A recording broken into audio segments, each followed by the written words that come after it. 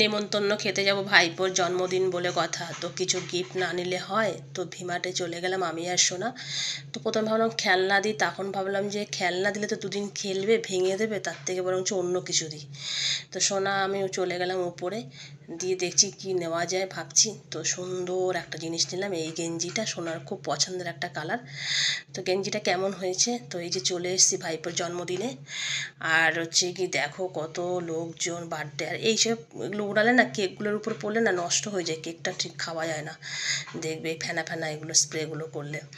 তো সোনার জন্মদিনে সোনা এগুলো একটা কিনতোই আগে। তো এই দেখো সবাই, এই দেখো এই যে পাপান, এর হচ্ছে 5 বছরের জন্মদিন।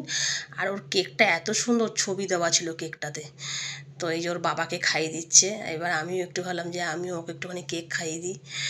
তো সেই জন্য ও দেখছে, এই হচ্ছে দাদা সঞ্জু আর এই পাপান, দুই কাকা, সবই বাইরে কাজ করছে।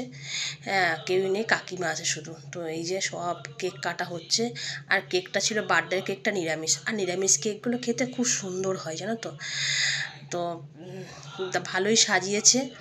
আর এইটা না ভুল করেছে, এই যে যে বেলুনের মধ্যে চকলেটগুলো আছে না, এটা একটা ধূপকাঠি দিয়ে ধরালে না, দিয়ে ওটাকে দিলে ফটাস করে ফেটে ওঠে। আর ওরা পারছে না সেরকম, তাই জন্য অতটা দেরি হচ্ছে। আর ধূপকাঠি দিলে সুবিধা হয়। আর এই দেখো চকলেটগুলো পড়ছে, এটাই একটা মজার। গেটটা দেখো কি সুন্দর সাজিয়েছে না, খুব সুন্দর।